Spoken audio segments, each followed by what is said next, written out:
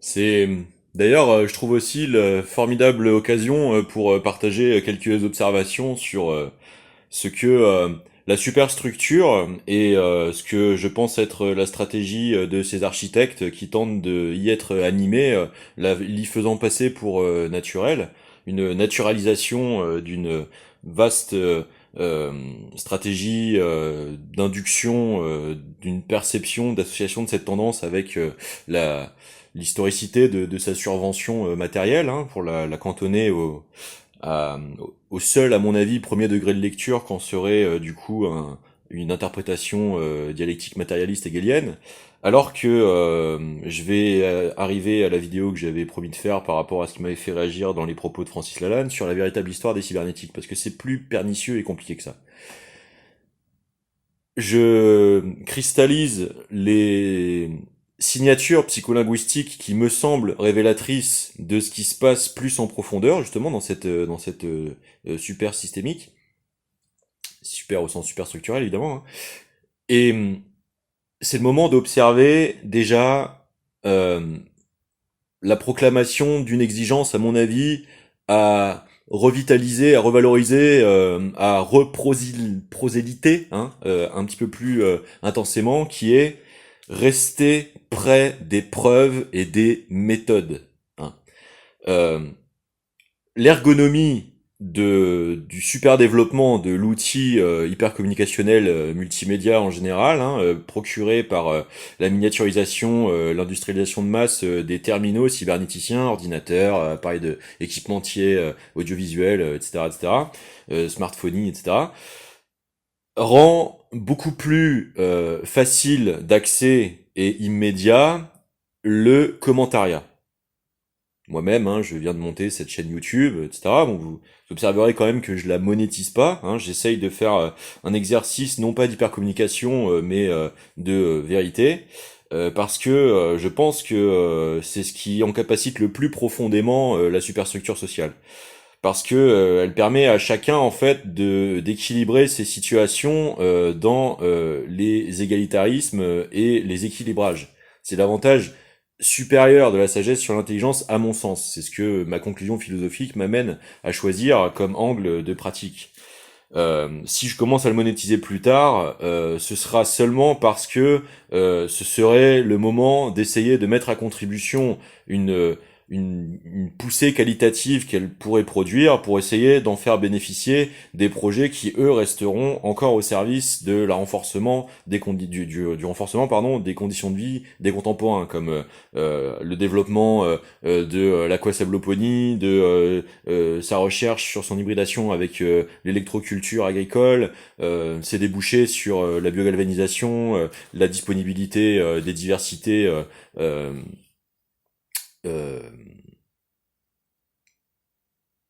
des essences cultivables, la proportionnalité productive de leur biomasse, c'est-à-dire vraiment repermettre aux souverains communs du collectif un rapport au génératif beaucoup plus vertueux que ce qui tente justement d'en être à la manœuvre contre cette doctrine d'abondance-là, et pourquoi c'est particulièrement important. Pourquoi c'est particulièrement important? Parce que le fondamental matériel de tous les rapports de force qui finissent par prendre la forme des guerres, ce sont des rapports de capacité productique logistique. À la fin des guerres, il y a des capacités de maintenir des exécutions productivistes extractivo-productives de l'armement, de ces filières logistiques d'approvisionnement et des capacités de toute la méta-élaboration des différentes strates de stratégie et tactique de leur maintien et de leur actualisation.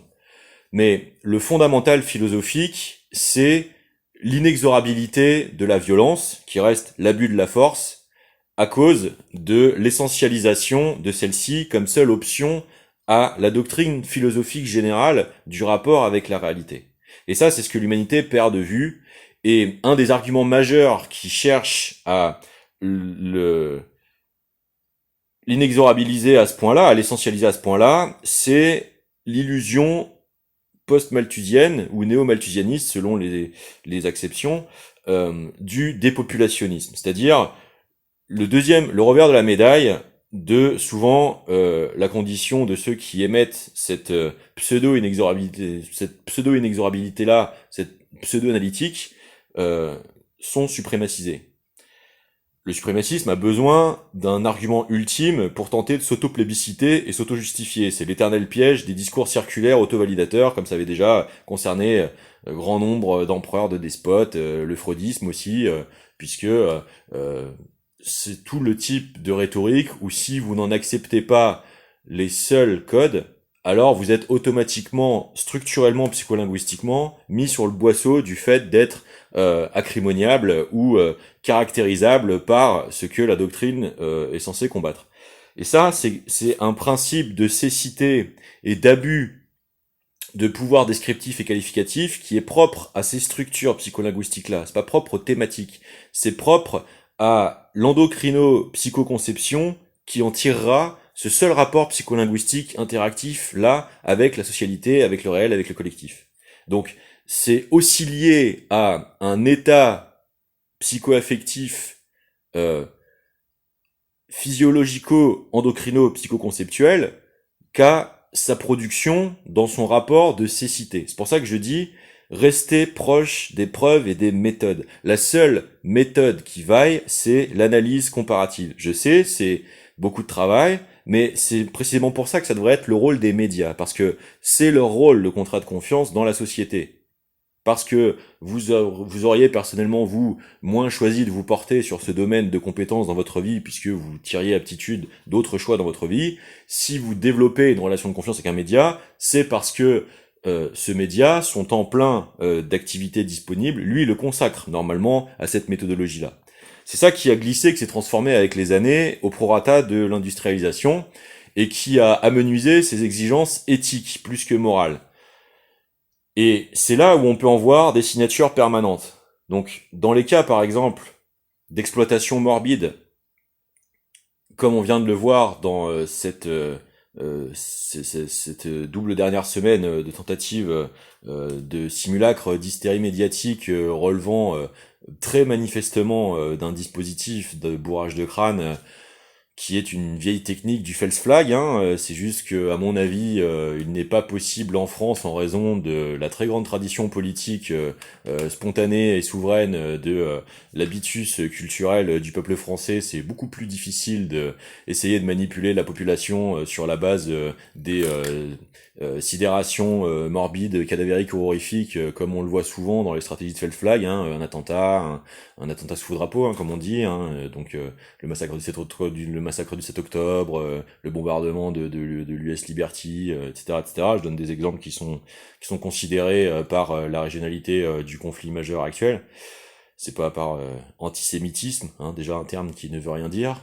Il faudrait parler d'antisionisme ou d'anti-judéophobie, ou d'anti-judaïsme, autant pour moi. Parce que l'antisémitisme, concrètement, ce n'est pas un terme intellectuellement valable, au même titre que islamo-gauchisme, ça ne fonctionne pas académiquement, ça ne fonctionne pas anthropologiquement, ça ne fonctionne pas historiquement, donc ce n'est pas ça qui doit structurer la loi. La loi est importante, mais les lois scélérates existent aussi, et c'est la violence contre la liberté de culte qui est incriminée dans ces problématiques-là, et la violence, c'est l'abus de la force. Donc on ne peut pas essayer de caractériser l'abus qui est la violence sur des abus de langage, c'est absurde. C'est pour ça que cette loi doit être révisée. Ensuite, les traces psycholinguistiques en question, on voit bien qu'à ces occasions, elles sont particulièrement révélatrices, parce que, par exemple, dans les affaires de pédocriminalité qui avaient débuté en Belgique au moment de l'affaire Dutroux, on va parler de marche blanche. On va parler de marche funèbre ou de manifestation du deuil. On parle bien de marche blanche. Quand c'est par rapport aux spontanéités d'empathie et de respect envers la dépouille malheureusement survenue dramatiquement d'un jeune, là, on va essayer de gommer le fond suprémaciste d'obsession raciale comme seule grille, néo-racialiste, pardon, comme seule grille d'interprétation des faits, et on va soigneusement éviter d'employer ce terme, et on va parler d'hommage. Le problème, c'est que cette terminologie-là, dans sa pluri-acception signifiante acoustique directe, on entend aussi inconsciemment des proximités avec la hiérarchie du Ku Klux Klan, comme grand dragon, des grands mages. Hein. Et on reste proche d'un archaïsme archaïciste, passéiste, où la mystification fait encore partie du sous-texte. Donc on voit que ce sont des ensembles de façons de procéder qui trahissent des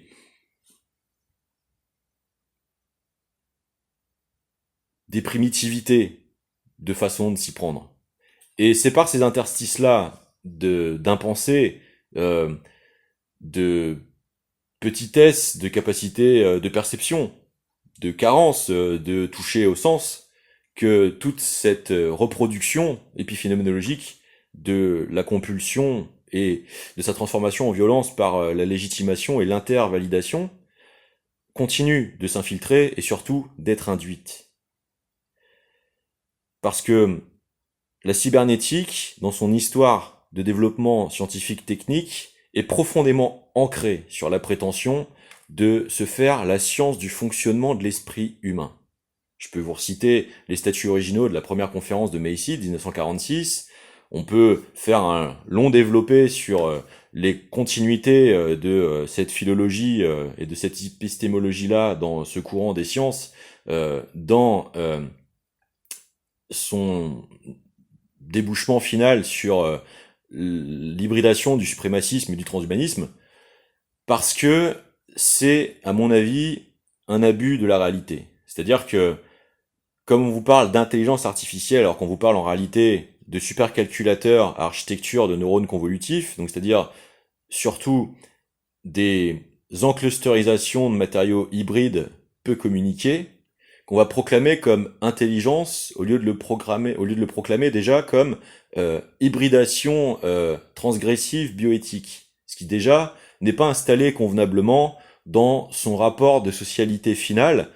Or, c'est bien cette socialité-là qui est censée renforcer son entraînement et le développement de l'encapacitation de ce système. Donc on voit bien que ces rapports sont toujours viciés par un manque de sincérité préalable qui ne relève pas de la science, mais qui relève de la perversité. Or, on voit que la compulsion de violence, puisque la violence est un abus, est quand même intrinsèquement produite, générée et stimulée par l'injustice. Et donc, au final, dans ce paysage et cette climatisation du paysage de la représentation des faciès, nous voyons de plus en plus de mise en rivalité par la saturation, par la saturation du bombardement micro-agressionnel et agressionnel horrifique permanent, pâlissant de plus en plus la généralité de la diversité médiatique en raison de l'intensification de la paroxystisation de la place du fait divers dans la société médiatique, induite aussi beaucoup par les orgues noirs des démultiplications d'attentats sous faux drapeau ou par cellules terroristes clandestines faisant partie des complexes militaro-industriels. Hein, je rappelle que l'Europe et la majorité des scrutins décisifs européens n'a de cesse d'être balisés depuis les années 50 par des attentats sous faux drapeau faussement attribués à la gauche par des phalangistes néofascistes.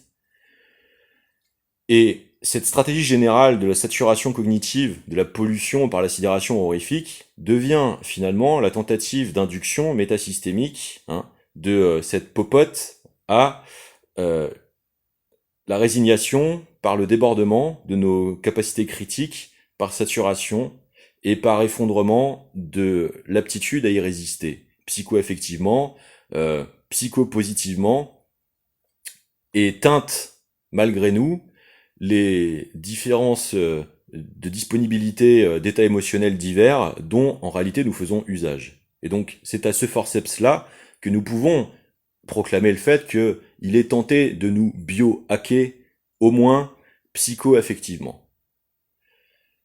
Et c'est là où joue, à mon avis, très très très intensément le rôle de la graphique, de l'esthétique, de l'incarnation visuelle seule, on filme de plus en plus des plans de réaction dans les interviews. Et de moins en moins, sur un même temps de montage, les preuves avancées. Pas de split screen sur la confrontation d'un propos filmé sous dispositif d'anonymisation avec les images produites par la contre-vérification, par l'équipe qui enquête, qui source, qui cherche à trouver une matérialité prolongeant le propos. On filme de plus en plus des plans de réaction sur les intervieweurs qui sont censés user de l'effet coulée de chauffe en audiovisuel, hein, donc de raccord de plan sur plan, de valider le plan précédent par la coloration émotionnelle que ce montage est censé apporter. Et cela veut dire qu'en fait, le pouvoir médiatique s'auto-plébiscite dans son incarnation. Donc, on personnifie le travail médiatique au lieu de continuer de consacrer le temps de montage sur la méthodologie du recoupement des preuves.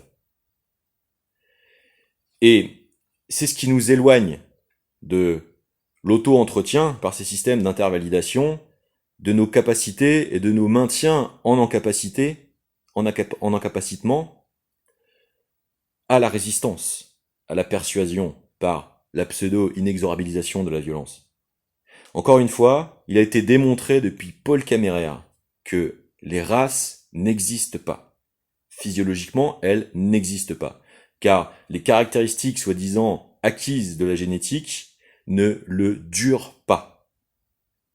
Elles se prolongent le temps où le fait qu'elles découlent des interactions avec des types de biotopes plutôt qu'un autre ayant l'effet de retour de produire sur la physiologie perpétuellement mutagène des configurations plutôt qu'une autre, mais des générations suffisamment longtemps transplantées dans un autre biotope développent d'autres caractéristiques. Les races n'existent pas. Le néoracialisme est une construction mentale qui est liée à l'illusion de la nécessité de justification de la violence. Ce sera toujours un abus de la force. Voilà pourquoi j'essaye de travailler sur la démonstration de la spontanéité d'un avantage supplémentaire aux propositions, sur une reconsidération des fondamentaux de soutenabilité des sociétés qui comprend le piège de l'extractif seul dans le rapport de production et de toute la matérialité qui a trop pris le pas, à mon avis, sur l'éthique, en revalorisant les approches des réflexions sur le génératif. Encore une fois, la violence vient de la tentation de l'accaparation de ce qui semble plus vert dans le pré du voisin. La sagesse vient de l'étude de comment faire pousser pareille pelouse. L'exemple est trivial, mais il est parfaitement parlant. Et donc, pour moi, c'est la grande erreur du moment. C'est-à-dire que ne perdez pas de vue que nous nous retrouvons avec ces éclatements de la cellule familiale surcompensés par l'hyperpénétrativité de l'omniprésence des écrans, parce que l'Europe a été le continent dévasté par l'industrialisation de la destruction. Pareil avec la rivalité, avec l'esclavagisation dans la tentation illusoire de la hiérarchie des races, de la victimisation dans le concours à la souffrance. La durée de la transformation de la civilisation hellénistique en empire romain a pratiqué l'esclavage toute son existence. Ça a été 3 fois plus long que la traite négrière en Afrique. Donc si vous voulez, où va nous conduire ce questionnement de l'illusion de rivalité d'une hiérarchie de la victimisation des soi-disant races entre Européens, Africains, Amérindiens natifs?